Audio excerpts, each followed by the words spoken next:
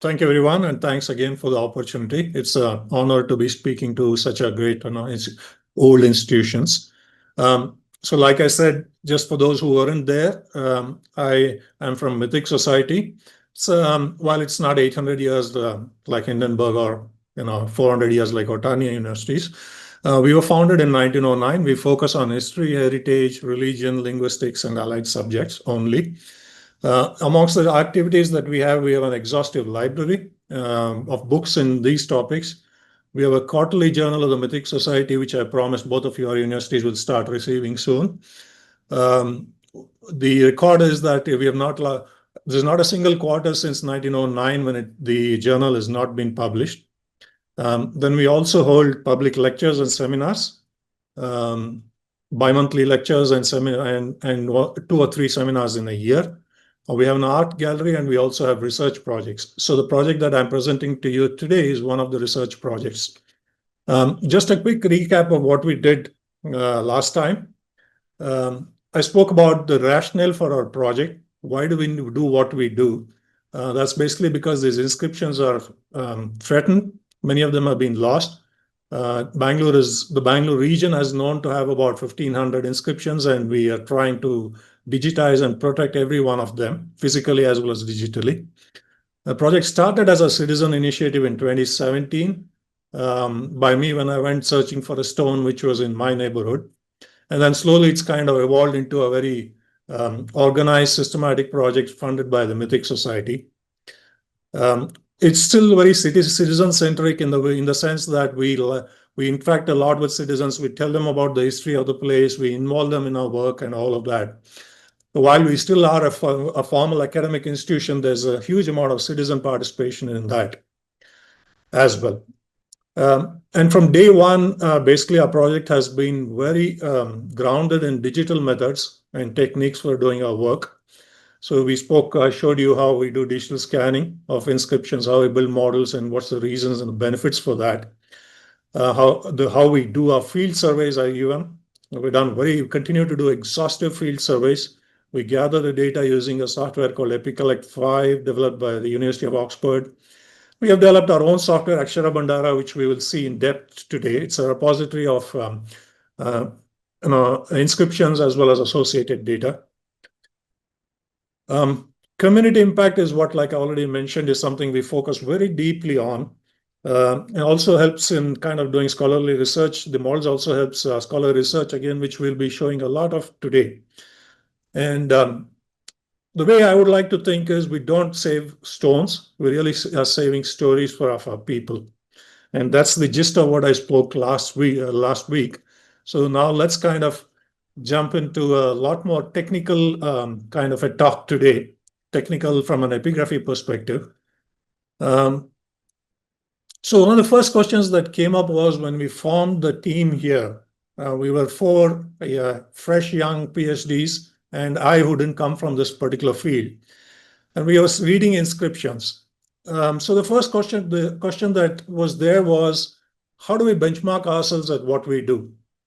How do we compare when we read an inscription and when we publish it? How do we know its quality? How do we fare against the best people in the field? And that was a quantitative way of I wanted to look at it in a very quantitative fashion. Just by kind of claims that I've been an epigraphist for 30 years or 50 years. I've read hundreds of inscriptions. All of these are subjective. They don't mean much. So what I said was, let's benchmark ourselves against the experts in the field. There are a few people who are acknowledged as very experienced and very knowledgeable and very thorough in what they do. Let's see how we compare against them or how we measure up against them. So the method we resorted to was a statistical method, which is, I don't want to go into the details of it. I'm sure not many people here will be interested in that. It's a very popular technique to do comparisons on qualitative measures. The quality is something in this particular case is slightly difficult to kind of assess, right? So that's a method that we use, and I'll show a little bit of that. So the way we did it was we shared the digital images that we produced from scans with the expert team. There was a team of experts. There were about 8 people we identified as experts, and there were 4 of us on our side. So it was a team-to-team comparison. It was not a person-to-person comparison. Essentially, our outputs are team produced by the team and not individuals. So we said we'll give the images to the expert epigraphists, and independently, both of us will read the inscriptions. And then we'll do a head-to-head comparison of the 2 readings using statistical techniques. We do not in any way distinguish. We say if the expert has given us a reading, we take it as the truth, as the ground truth. With nothing, we don't at all consider or evaluate what they have given us, because they're supposed to be the best in the field. So we say we measure up. How do we measure up against them? So we do a head-to-head comparison with that team. And then we see statistically, we can then evaluate how good are we, or are we bad, or are we better off, or what compared to them.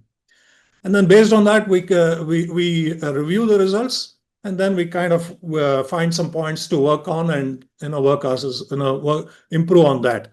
So let me show you how it is done. Now, obviously here, an inscription reading accuracy is extremely important. Just one misreading one letter, and since all of you are also in the field of manuscripts, you'll know this very well. Misreading one letter can mean quite something different. Misreading one number in a year can mean a 1-year difference, 10-year difference, 100-year difference, or anything. So we are dealing with data which is little, sparse, and very important as well. So essentially, this is the method that we identified. We wanted to make sure that any inscription that we scan, we present it in an accurate fashion, in a reliable fashion, in a trustable manner to the world. So the objective of this whole exercise was that, and I'm showing you on the screen how we did it. It's just an example of an inscription reading. And this is true for many other every inscription we work with as well. So we took a standard set of readings, which are of inscriptions which have already been published or documented in a book, good books such as the Epigraphy of Karnataka.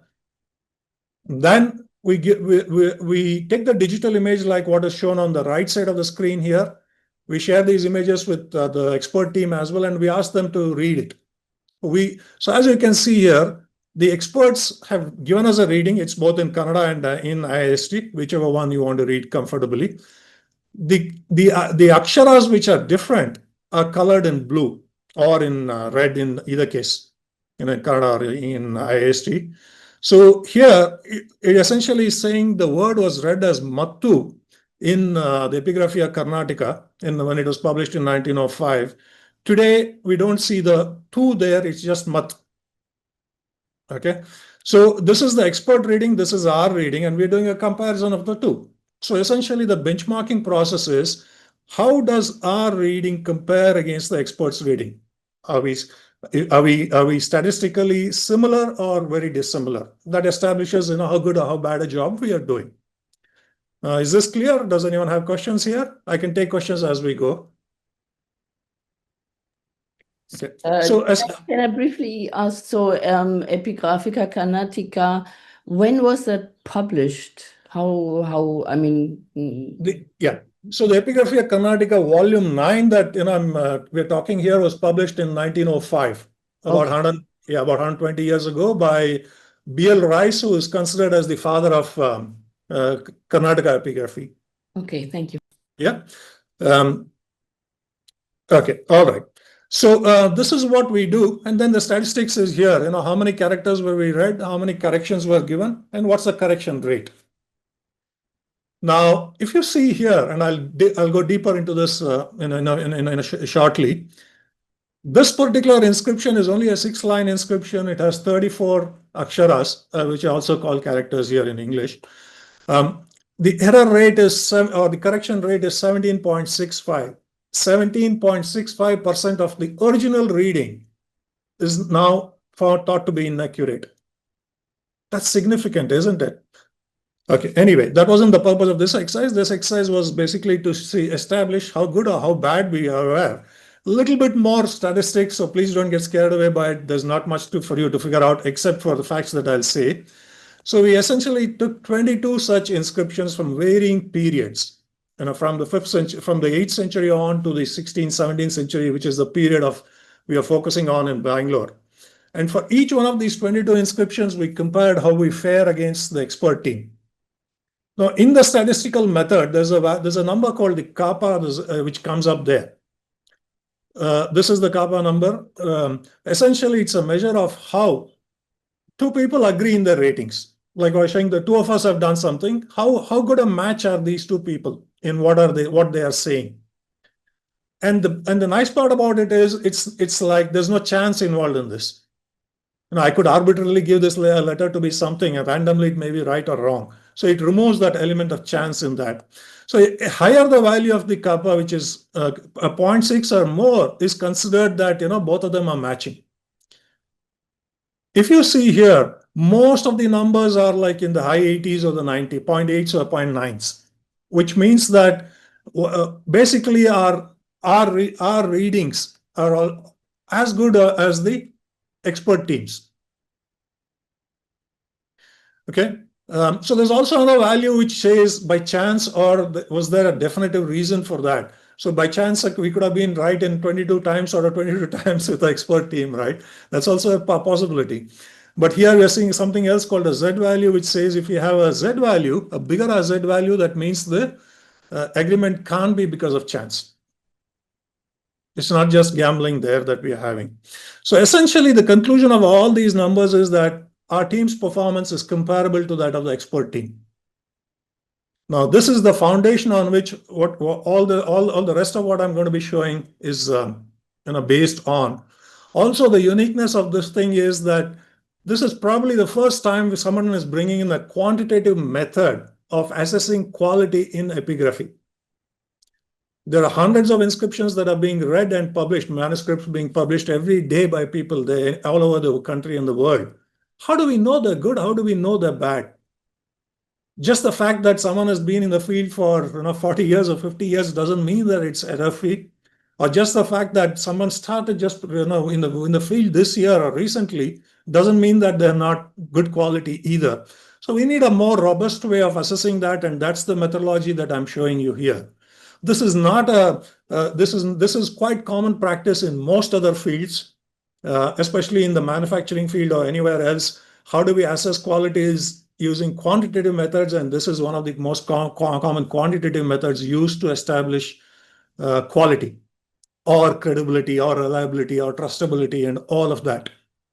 So this is the way I wanted to establish that we are doing good work, reliable work, trustable work. So the data, the numbers, the data, the inferences I'm going to be sharing with you in the next 1 hour are essentially founded on the fact that we are doing work which is comparable to that of an expert team that's alive and working today. Okay. All right. So here's what happened. When we did this in the early days, we found very often there were a lot of corrections that were required in the readings. Now, like I mentioned, B.L. Rice, Nasimachar, M.H. Krishna, these are the giants in the field. And we are finding some issues with inscription readings that they had published. I was a little bit skeptical about it. I said, look, these people can't be making so many mistakes. And you saw the previous instance, it was about 17% in error. So what we did was we for about 200 inscriptions, which had about 30,000, approximately 30,000 aksharas, we did a statistical analysis. And we said, look, we have established that our competency in reading inscriptions in ancient scripts is good. But if we are still finding issues, let's see if there's any patterns to those issues that have come about without going into the causes. The causes for these errors could be reading issues could be many. But whatever it is, let's see what it is and analyze it. And what I'm showing you in the screen is essentially a dashboard of what we call as the misread aksharas there. So what is on the left side is this is data coming from about approximately 200 inscriptions, Kannada inscriptions. The total aksharas in those inscriptions, all of them were published as well. And many of them were published as well. So we had some kind of reference for that. So there were about 28,270 aksharas that we were checking against. In that, we found that about 4,741 aksharas needed to be corrections. That's approximately, again, about 17% that we are talking about here. So given any inscription, typically, on an average, we find the aksharas in that. I'm not talking about meanings, I'm not talking about interpretations or anything like that. I'm just talking about the aksharas in that. Potentially could have, on an average, about 18% wrong. So here we're showing it in Kannada, but I'll read it out to you. Essentially, what it's showing is for the period 500 to 1800, this is the period in which we are operating. The most misread letter was Ra. The next misread letter was a Ra, was a the, ya, ka, and all of that. It went so on. Okay. Now this is a slide. Let me show you the real dashboard itself. Okay, this is the real tool that I'm showing you. So I'll read it aloud in case you don't know Kannada. That's not a problem. The data is more important than the actual aksharas here. So the letter Ra had been misread 2.83 percentage times. Okay, so in the data set that we have now, we know Ra has been misread so many times. So if I click on this here, on the right side, it shows me what these letters actually should have been. So it's saying Ra was misread as Ra, the Dirgha, Ram, Ru, Lu, Ra, Ka, the, so on and so forth. And these are the percentage times that has been misread. So a Ra has been misread as a Ra 12% of the time. It's a small Dirgha. It's just a small, what do we call it? It's called a Talka to this one in Kannada. Is like, ka, ka, ki, right? So it's ra, ra, the second one, which should have been read, but the first one had been read there, whatever. So ram, the anuswara is just a dot or a circle. So in the stone, if you miss a little bit of that, then you misread, ram is misread as a ra. So this is the point. Some of them are understandable, some of them are not understandable. How could a ra be misread as a na? The forms are completely different. There must have been some other reason for doing that, right? So I can do this for every single akshara that is out there here. For the, what happened? How was it misread? The letter the was misread as what's this one? The second one. Yeah, the aspirated one. Yeah. The aspirated. Thanks for that. That's the aspirated the. Okay, and misread as the, which is the dirgha, the dam, so on and so forth. Right now, this is something extraordinary. I'll put it all back again. Again, I can look at it period wise. I say, look, I want to see it only for the 5th century. Show me the data only for the 5th century. It varies from century to century, right? I can do any kind of segmentation. I'm just using centuries here. Now, in the 5th century, the letters are a little different. So here it's a, which is most misread, ka, which is most misread, the, do, and whatever. So it changes from the period that we are looking at. We can look at it for 1,000, and it changes a little bit again. Basically, because the shape of the letters change, the forms significantly change. So the misreading can also change as a result because of that too. Okay. Now let me get rid of this. So the normal this one was question to ask was, okay, now we identified the most misread and what was it misread as well. Now let's see, is the surface quality a reason for that? Smooth surfaces resulting in well-dressed stone, resulting in fewer reading errors, or rough surfaces causing more reading errors, all of that kind of thing. So we classified the inscriptions based on 3 surface qualities. We said moderately dressed, poorly dressed, and well dressed. Now, as you can see in the bottom screen, the quadrant here, it's not that a well dressed stone is perfectly read, where the characters are very clearly visible, that everything is read correctly. No, that's not true. In general, on a rough surface, reading errors are higher, but it's not that the reverse, which is on a smooth surface, there are no reading errors, is actually a wrong inference, which means there was more than one, so the surface quality was not the only reason causing this issue. Right? Okay, so I can do the same again. I can pick a ra and then say, okay, show me for a ra here. This is how it varies for the surface quality. You'll see that for ra, in 42 instances, the surface was moderately dressed. In 48 instances, it was poorly dressed. In 16 instances, the stone was well dressed. So we see a kind of underlying, we don't see really a collaboration of the statement that good surface, bad surface mean error-free reading. Not true. Okay. All right. So I can change the periods whichever ways I want. I can say, let me change the periods. I want to, I'm doing it from say 1000 to 1800, and the data will recalculate in real time. Okay. So here's what this is telling us. It allows us to do, given any inscription, because I know the frequency, I know which one's kind of most often misread, without going to the stone and scanning it or reading it or relooking at the stamp page, I now have the ability to plug in the most misread letter and then see if the meaning of the word or the sentence changes in some way. You could do this intuitively if you're very experienced and you had read hundreds or thousands of inscriptions and you knew the language very well. That meant you were probably one in a million. But here's what this allows us to do now. It allows us to predict what could be the potential errors in an inscription which we have never seen except in a book, the reading of which we have seen in a book. Right? So that's exactly what we have done in this tool. And let me show you the tool. Yep. So we have this tool is accessible as well. And somebody from our team will share this in the chat window, the link for this.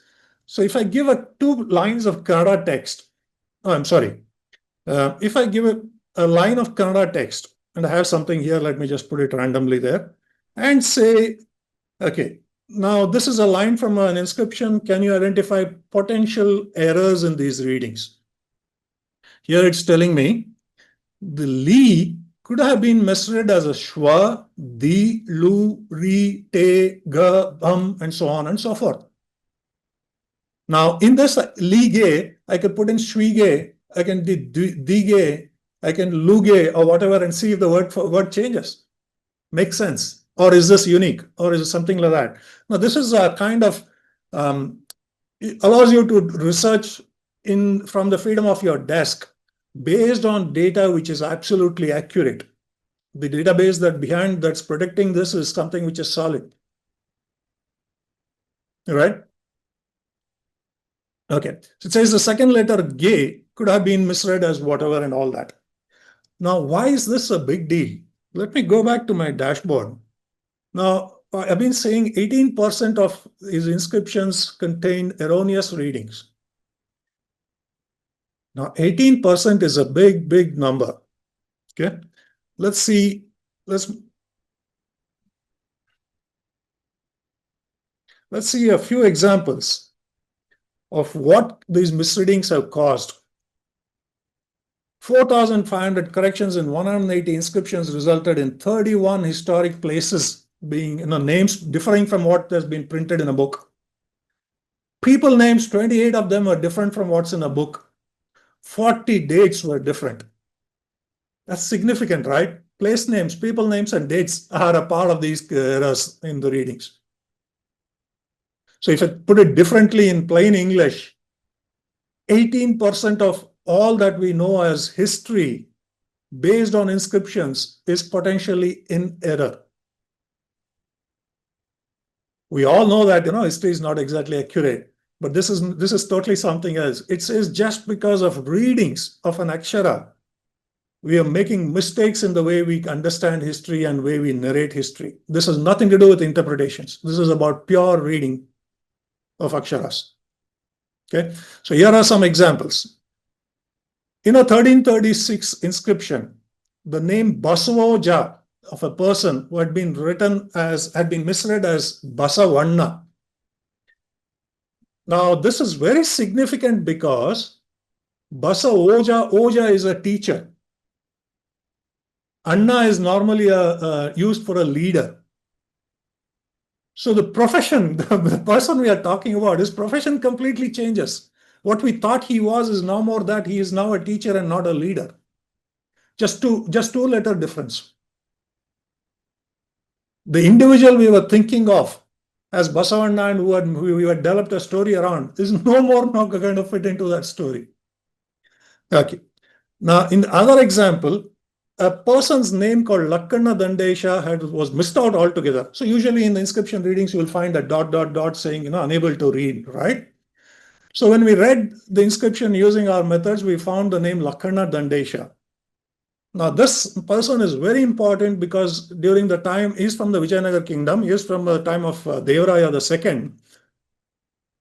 He was somebody who went down to Ceylon and who made international conquests. He was a military commander. He was also a philosopher. He wrote many books and all that. He's a very famous personality. So his name featuring in an inscription in a region where he's not very well known essentially tells a different story. Important addition to history here. And an inscription in Katnaikapura, the date had been read as 1346, and when it should have, there was a number 4 had been misread as 3. I'm sorry, the number 3 had been misread as 4. So the date that was given in the Epigraphy of Karnataka said 1346. Actually, what is peculiar about this is, in the book, they call out explicitly this inscription and they say this is the last Hoysala inscription in the region. Actually, the Hoysala kingdom disappeared in 1336 and not in 1346. So essentially led people to think maybe there was something in the Hoysala kingdom where, lasted 10 more years, even after the Vijayanagar kings had taken over.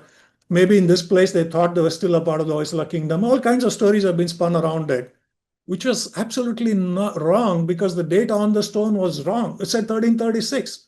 And it named a Vijayanagar king. All of that was there. So it was a very funny kind of thing. So very clearly, one number change in dates can mean something significant. Now, in one of the most well-known hero stones in the country, which is called a Nagatara hero stone, which is sitting in the Bangalore Museum, it's an exquisite piece of art. It's in a museum. Hundreds of people have visited that. It's one of the most studied inscriptions. Hundreds of people have written about it and all of that. It's very easy to read. There's no need for scanning a sophisticated techniques or anything. The naked eye is good enough to read that. There was an error there in the place name called Saraki. Saraki is a very upmarket locality in Bangalore. It had been misread as Saramu. So the place Saraki, claim to fame is that it's been around for 1100 years. It's a 900 C inscription. It figures there. But for a lot of people today, Saraki is a new layout. It's a new upcoming place. Not much known about it and all of that. And this is in broad daylight. It's not a stone hidden somewhere. It's sitting in the Bangalore Museum. It's been written about by the who's who of epigraphist historians in India. Because of the artistic nature of the sculptures and all that, but staring in the face, but not read correctly. Now think about this. Karnataka has upwards of 50,000 inscriptions.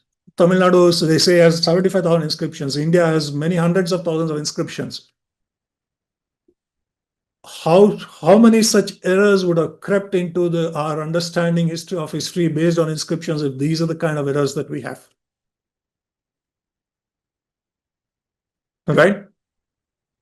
How do we do this? The techniques that we have used are essentially the data science techniques.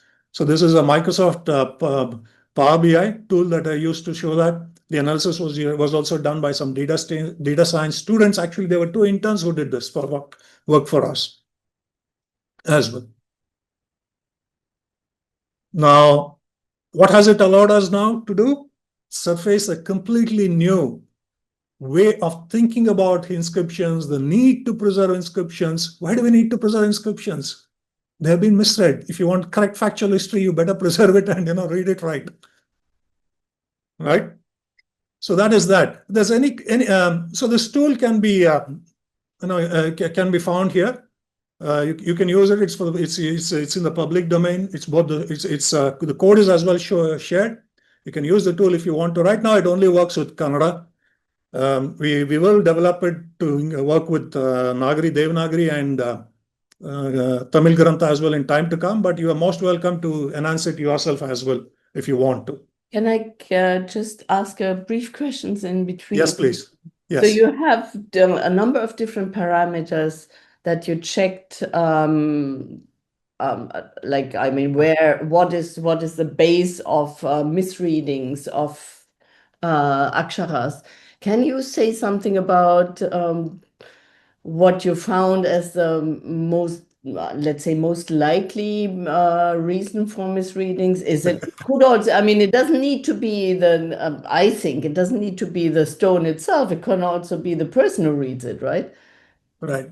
So, very good point. So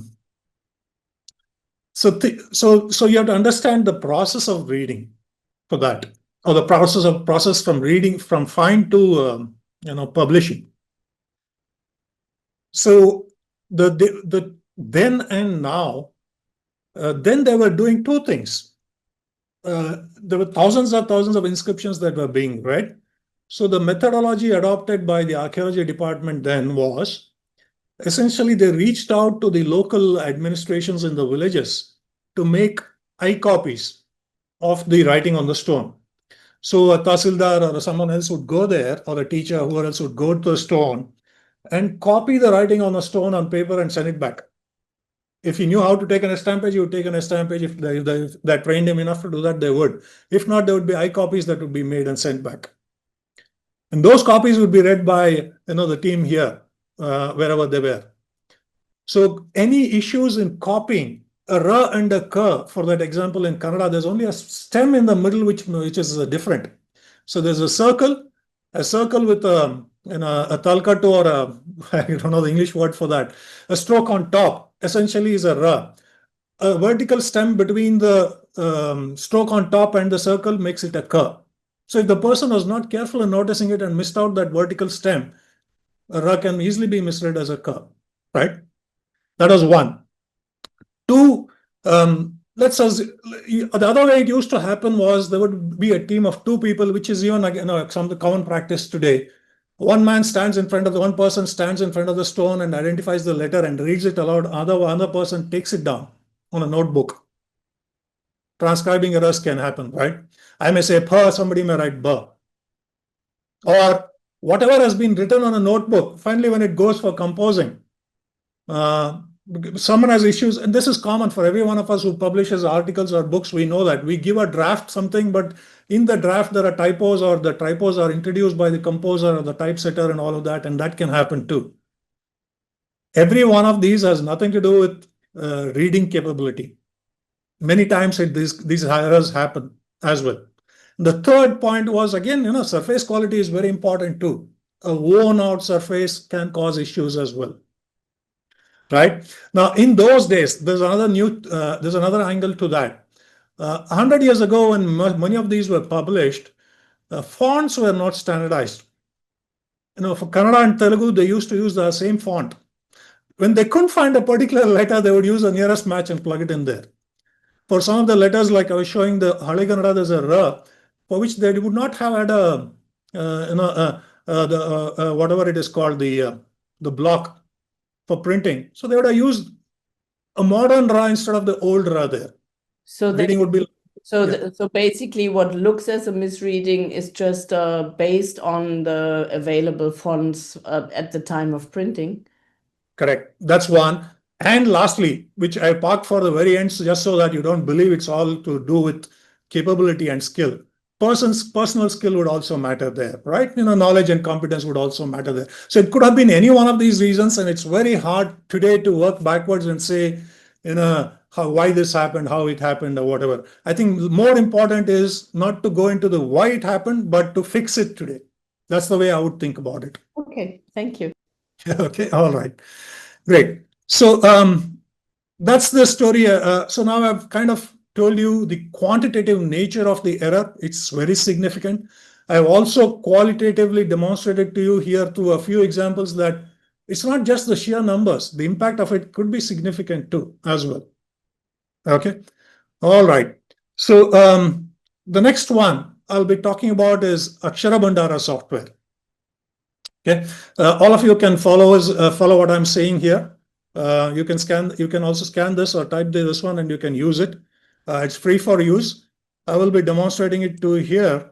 Okay, this is Akshara Bhandara software. The only this is bilingual, so you can the interface is in both in Kannada and English. So I'll use English here because I presume most people will not know Kannada. In case I default to Kannada, please remind me and I'll correct it back. So essentially, this is a tool that was an outcome of some ways the baselining exercise. What happened when we measured our team's performance against the experts' performances, we realized learning ancient scripts was really made out to be much more difficult than it really was. Learning ancient language and learning ancient script are different. I'm talking about just reading aksharas today. So, I thought, there's enormous fun in reading old scripts. 5th century inscription, 8th century inscription, 14th century inscription, and all of that. And people would love to do it. There's a lot of hunger for it. People saying, I also want to learn and read this. How do I do this? But hardly any institutions that were teaching ancient scripts. There were a few more in the country which teach Brahmi, not so many that teach Kannada or Tamil or whatever, despite the number of Kannada inscriptions, the number of Tamil inscriptions being many thousand times more than the number of Brahmi inscriptions. So when we realized this, we said, look, we want to open up this treasure to the world. And we built the software called Akshara Bhandara. Akshara is, as you know, Aksharas, characters. Bhandara is a treasure. This is usable by anyone, anywhere in the world, irrespective of whether you're sitting in a city like Bangalore or whether you're in a remote village in Gulbarga district, somewhere in North Karnataka. It's usable on a phone, it's usable on computers, on a tablet or whatever. At the moment, there's about 45,000 aksharas in this and about approximately 200 inscriptions in this. It's an ongoing project, a project for us to populate more and more data. Who do we want to use this software? Is folks like yourselves in the meeting today. We also want children like this. These are real examples. These were taken from times when we had no idea about Akshara Bhandara. So the argument is very simply, what age do we start learning alphabets, aksharas? Typically in the age of 5, 6, 8, whatever, right? So if a child 1,000 years ago, 1,500 years ago, started learning aksharas at the age of 5, so can a child today. So can an adult today. We don't have to become wise with white hair and all of that to kind of say, yeah, I'm going to be reading old Brahmi, old Kannada, old Grantha, anything like that. So we essentially wanted children to kind of take up to this and have that. And this whole software has been built more like a fun or a game kind of an application to make it very enjoyable and fun. Okay, so let me do that. How we typically do it is there's many ways to learn a software, but the easiest way to do it is we know that we know the current script, and based on the current script, we go back 100 years ago or 200 years ago and try to make sense of what was written then. It's not so hard, right? And then once you can read something, let's say 200 years ago, then you can go back to stuff that was written 400 years back. That's because now you know how to read something 200 years old. That's your current knowledge base. From that, you can go a little while back and read it comfortably. So progressively, iteratively, you go back in time, and then you learn to play this game. You don't go e, o. You essentially randomly show up a character. So let me make it a little bit easier now. I'll say show me only good quality images. So it's showing me some image here from an inscription. These are cut digital images from real inscriptions. They are not written by hand. So we show this and say, okay, what do you think this letter is? This is tough because it's throwing random. I can say, show me only from a certain dynasty or something like that. So I can say, show me a recent one.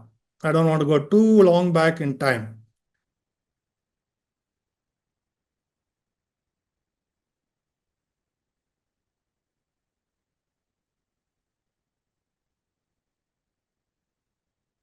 So I'm essentially putting two filters here. I chose the dynasty to be the Hoysala dynasty, and I'm showing show me only good quality for this one images, because I'm just beginning, right? I want to encourage people to we want the learner to be feeling comfortable about it. So okay, read this letter. I say no, I don't find this very well. Show me another letter. Anyone who knows modern Kannada will be able to read this very easily. This is very similar to the modern Ra. In this medium, I'm not willing. No, I'm not. I can't easily play this game. Is anyone on the audience familiar with Kannada? We could give it a try.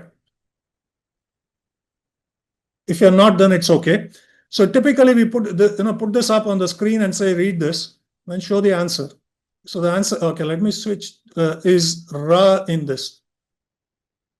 So you are already, you got one letter right. You're feeling confident. And by the way, if I want to see what this period is from, and I click on the image, it tells me this is it's a 1,000-year-old inscription. Now imagine a 10-year-old boy or a girl or someone else who has no clue that they can read old Kannada is in this situation where they identify it right, and they suddenly realize, oh my God, I read something which is 1,000 years old. Right? They will be motivated. So let's try another one. This is even more easier. This is also a Ra, and virtually anybody who knows Kannada today can read this. Let's play another game. This is also very easy to read today. It's not very different from the modern form. Slightly variation, that's all. It's one. Now I got three right, assuming I'm not schooled in epigraphy. I'm not schooled in Kannada scripts or anything like that. All I know is modern Kannada, and from that I'm kind of playing the game and learning the old scripts. Let's say I did. I'm comfortable with aksharas. Then I want to go to words now, which are more than one akshara. So the software is throwing up a letter for me, a word for me, and asking me to read this. This is actually not so hard to read at all. Let's see what it says. It's Bhagini. The ba is a little hard. The gi, ni can be read by anyone today. And forming from that, knowing the word gini, you can kind of think, say, okay, it must be Bhagini, because the ba also resembles a little bit of the ba today. So we are learning an ancient script as a game now. And you're not really going the traditional route of saying, this is how A looks, this is how Ka looks, this is how, something Ksha looks or something like that. Intuitively, we're playing a game and learning the software. And in the software today is about 40,000 such aksharas and thousands of such words. Now, wherever you are sitting in the world, you could actually you could use this software for free. Progressively, now that I'm kind of comfortable with words, can I move to sentences? Now, this is very difficult. I want to play with something new. Let's say, no, Hoysalas is too difficult. Let me put something which is more recent, which is 200 years old. This should be, sorry.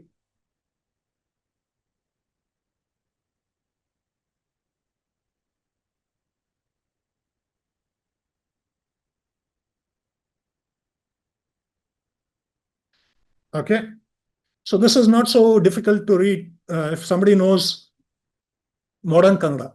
So they moved from aksharas to words to sentences. The only difference here is word formation. There's no spacing between words. There's no, so they have to kind of try out various permutations and combinations and see if they can figure out the words from this. It's more an intellectual exercise rather than a reading exercise. So this is probably more suited for adults because words and sentences are harder. But nevertheless, even a child can identify the letters in this. Finally, if you're done, mastered all of that, we would like you to take, start trying to read inscriptions as a whole. Line by line, word by word, we give you the answer here. It says line 1 was Swasti, Sri, Nagre, whatever, and all of that. You can do the comparisons and see all of that. If you want to really see, okay, I want to know more about this inscription, you click on the go to inscription page here, and it shows me, let me switch to English so that you can also all follow. Right. It says that inscription that I was showing actually was from this particular temple, and there are 4 images along with that. So this is the 2 digital images. This is how it looks in real in the real world. This is on a door jamb of a temple. And this is the temple itself. Okay. And then we give a lot of information about the inscription. This is the metadata or the open source, the richness of the data embedded in those images as well. So it was in the title of the inscription, which script is it in, which language is it in, what material is it in, what is the size of the inscription in centimeters, the GPS coordinates, what's a summary of it, and so on and so forth. So much of information is given here. Okay. Now, let's say I want to see that character by character. I'm switching to IAST so you can follow me. The first line, first character is a swa. The second line, second character is a sti, so on and so forth. So when you're learning there, you attempted an exercise. Now you're coming and seeing the solution as it's given by us now as well. Okay. So let me go back to the game that we are playing. This is the learning part. Now let's say, look, this is fun. I like the traditional way of learning. I want to go the the way, century by century. So here are the images that are being shown in the standard Aksharamala form. Aksharamala form, here we are saying for the period 200 to 299. How did the look in inscriptions? We have hundreds of inscriptions, right? So I can say create another form and it will bring up a new sample set. I can keep throwing up new sample sets. In a textbook, you can only give one standard form. But here we don't have to, nobody writes in one standard form, right? So it goes on. Yeah. Very briefly, a question. So this set of aksharas that you're showing for one set is from one inscription or from one, let's say, year or century, or how do you assemble that? Yeah, so they are from multiple inscriptions because for different aksharas we have to go to different inscriptions. So this is from the period 200 to 299. In this period, we probably have about 8 to 10 inscriptions. From that, all of the aksharas have been kind of drawn in and they're being shown collectively together. If you want to see from which particular inscription this was done, all I have to do is click on that. And it says this letter is actually an inscription from Banavasi in the Brahmi script and the period and all of that as well. So it is a mix from multiple inscriptions because we don't get the entire Aksharamala in a single inscription. Okay, thank you. Okay, great. So good question. So I can say, okay, this is the 3rd century is fine. Show me for the next century. We don't have too many inscriptions from the 3rd century. The blanks doesn't mean the letters weren't there. Today in our database, we don't have it yet. As and when we add more data, they'll get populated as well. Okay, so I keep going like this progressively. And then, I can learn the aksharas in this manner too if I want. This is the vowels and consonants that I was showing you. I can also do something else. Not everyone writes in the same fashion, right? So there are different types of us, there are different types of, kers, whatever. So here I'm showing the forms. This is all but look at the variations. They're quite different. This is also from the same period. This is also from the same period. The 4th one and the first one are quite different. So it allows us not only to learn the aksharas, it also allows us to learn the various forms of the aksharas that were in use at that period. So here we have the ability, we have multiple evidences. So I can say, show me a second page, show me a third page, or whatever it is there. So the richness of the information we are presenting here is enormous. The originality, the accuracy, and the richness is just unbelievable. This is not doable in a book. In a book, you can give a standard chart and that's about it. Or whatever and most of these books are carry forwards. Somebody did it in the 30s or 40s, and that same chart flows on till today. It's not been revised, the variations are not seen by an author, it's not captured, and so on and so forth. So here we are actually, we have the ability to add data in hundreds of thousands. And all of that we can surface for a learner or a reader as well. Okay, if I want some other letter, I say I want to see were. I just click on the were there, and it'll bring up to me. It's going through the enormous number of images there and surfacing it for me. It'll show me the various types of words. In the 1st century, this was the word there. So 3rd century, this was the word there. I can go down like this and see how did the word evolve over time, over 1,800 years that we have here. The letter form evolution from the time.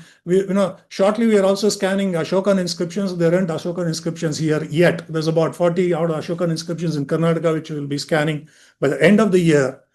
I'm saying, in Karnataka, from the start of writing, or the first evidence of start of writing to today, we can show clearly, based on evidences, data, facts like this, how Kannada has evolved, or Tamil has evolved, or Nagari has evolved in this region.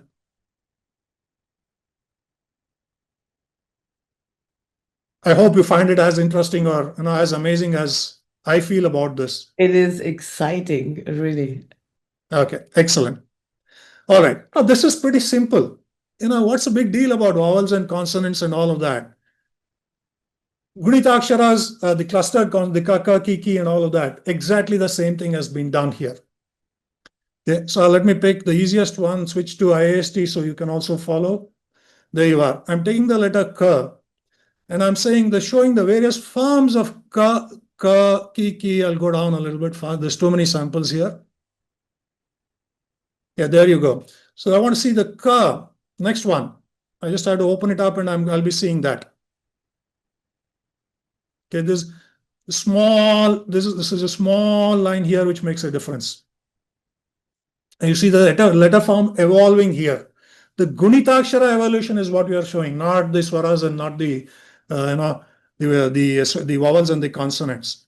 Now, if I can do this for any letter I want, show me for ha ha, which is ha ha, hi, hu, and so on and so forth. The same thing I can go from the 3rd century onwards to the 18th century or 19th century as well. Okay. Now, that's not really the hurdle for most people. Most people struggle with these ligatures. That's hard. Okay. So we have thousands of those here. I'll pick something at random. Let me switch to IAST so you can all follow as well. Okay, this is crow. That's ka, cow, and a row, O. How is it written? I'm sorry. Okay. Picking the exact letter from an inscription. This is not imagined. Again, if there's forms there, the 2 forms that are there that are shown there. Now, today we don't use too many of what we call these as Ottaksharas. Typically, 2, 3 is the maximum we use. So there's things like crow, kla, shama is all, shamya is there. So this has like what, how many? 1, 2, 3. But in those days, it's not uncommon to find 5, 6 Ottaksharas. That's a nightmare to read. The way they jumble up. Today we write the Otto as the main character is larger than the Otto there. But they reversed it in many instances. It's very hard to make out which is the Ottakshara and which is the main Akshara there. So it's harder to master this, but here you have at your fingertips, in the palm of your hands in a phone. You're able to see this kind of a thing. Let me show you another example. How was Akshara written? There's a K and a Sh.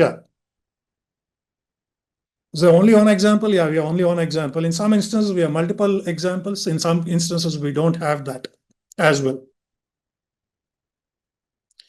Now, this is the traditional way of learning as well. Okay. Same for numbers too. Whether in numbers, I switch to IAST. How did numerals evolve? 0, 1, 2, 3, 4, 5 on century wise. So in this region, we have numbers explicitly started to be used from the 10th century onwards. Earlier, before that, it used to be written out in word form. Okay.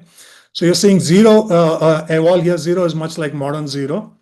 Let me show you a different one. This is 6. So 6, there are so many variations of 6. I'm sure if you're reading manuscripts, this is a nightmare because numerals are very easy to misread numerals. If they use them as numerals and not use any coded forms like Katapyadi or any one of those things as well. Okay. Now, the more interesting part is I don't want to do all of this in this structured way. I just want to know a specific, I want to know how Aksha was written. I don't know. I don't want to tie a search. So this is, I'm sorry. Let me go back to English. This is a search for a Akshara. So Ksha, I want to find out how Ksha was written if it is in our database at all. I'll say search for it. And there you are. The first instance of Ksha we find is in a 5th century inscription and it looks like this. Many other instances, it pulls out all of these. I want to find something else. Let's say, I don't know, I'll just pick who.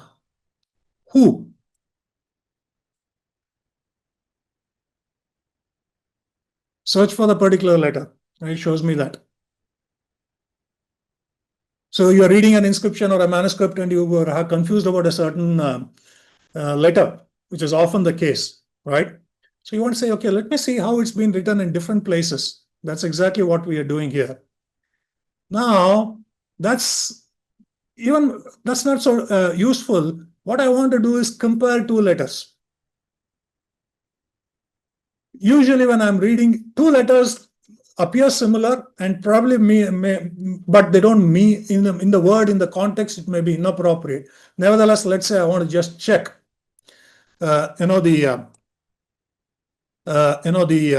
two of them together side by side.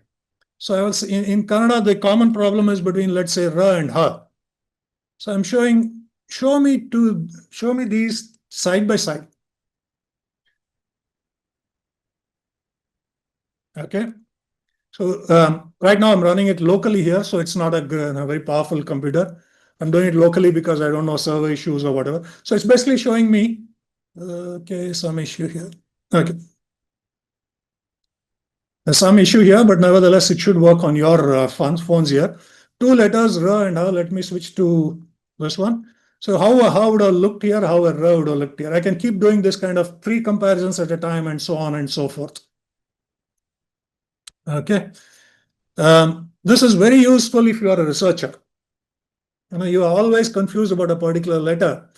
You want to see more samples, you want to compare it with other things. If you have a scrapbook, you'll probably use a scrapbook to do it. But here you don't have to rely on this. You can open it up and we can show it to you in real time like this. Okay.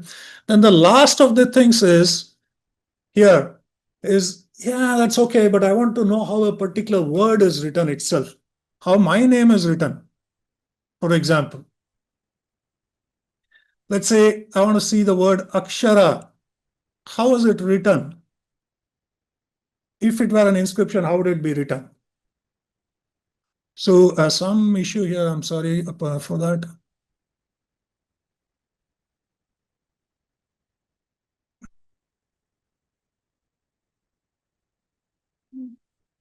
Okay, doesn't matter. So let me see if I can, it's what it's showing you is Akshara as it's pulled out from here. So what I can do is I can say, give me only good quality images. So let me switch to English so you can follow.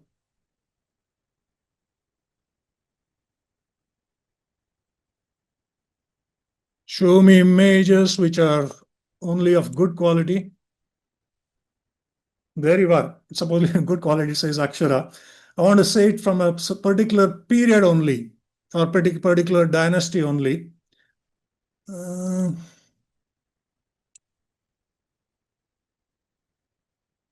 let's see if I choose a dynasty. Let's say from the period of the Gangas, which is approximately about 1300 years. There you are. It's showing you A, Ksha, and Ra as would have been written during the Ganga period, which is about 8th, 9th century. Any random word you want.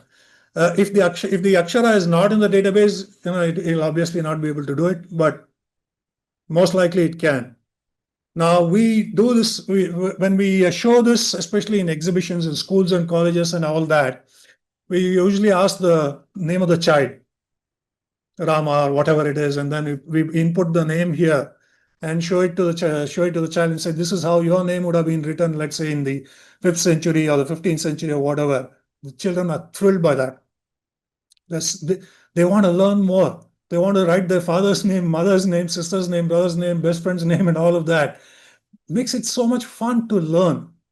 Epigraphy should be fun to learn. It shouldn't become a boring subject for old people to master and claim to fame to. That's one of the rationale for this, and that's what we have done.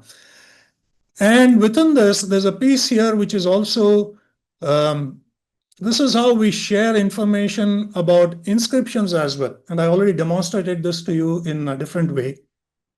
How do we publish our readings in this software? We have published right now about 190 inscriptions. There's much more to do. We are doing it on this one. So each one of these has been scanned by us. So we go there and so this is one of the very famous inscription in a place called Banavasi. It's as you can see, I can zoom, pan, and all of that, see the inscription in detail. I can see many photos of this. This is placed sideways, the writing is sideways, so you can read it. As you can see, this part of it is flaked already. So there was writing here, which is gone now, forever. This is likely to grow in time, that this area will slowly chip away. But because we have a digital model, which is actually at 0.05 micron accuracy, we have an extraordinary high resolution model. Like I showed you and told you last time, even if there were a hair on that stone that day, the scanner would have picked it up. So we don't lose much information that way. Now, this is good information for anyone interested. This is how it looks in the real world. It's in a niche there. It's kept this one there.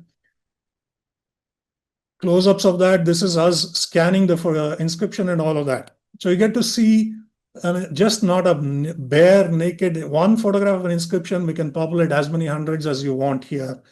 And then we give the summary of this. Where is this inscription stone from? What language?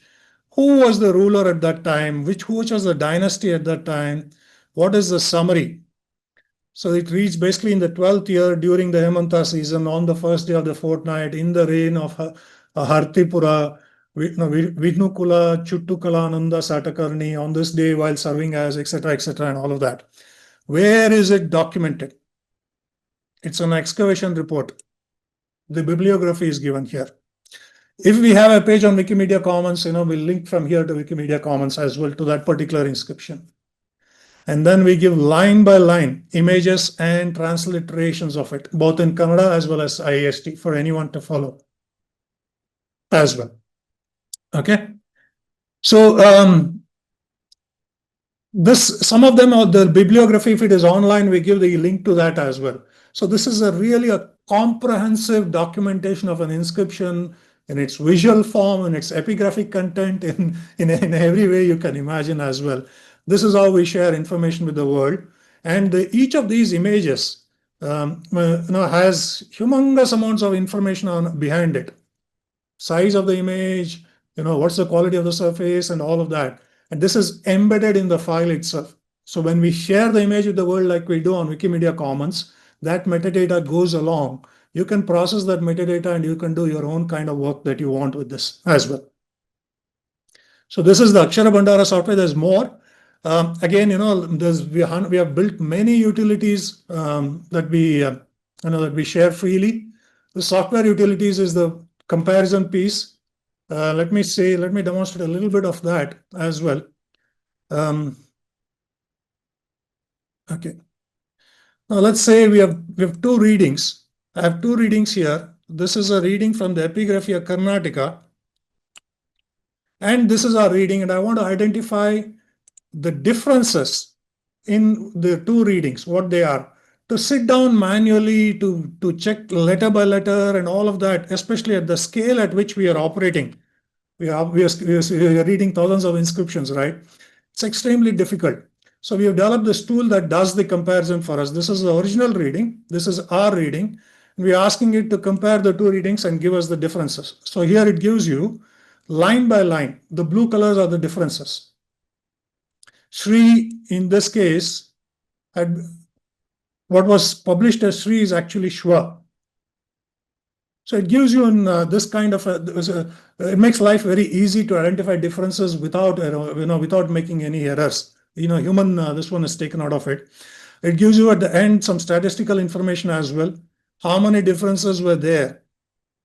The 121 differences were there, and 43% of this inscription was erroneous. That's quite a lot if you see that. Yeah. So there are lots of tools that we have developed. We have shared those tools here freely with anyone to use as well. Like I said, we have also built Wikipedia pages. About 100 Wikipedia articles are there about inscriptions developed by us. There's an ancient temples map. I demonstrated that for you.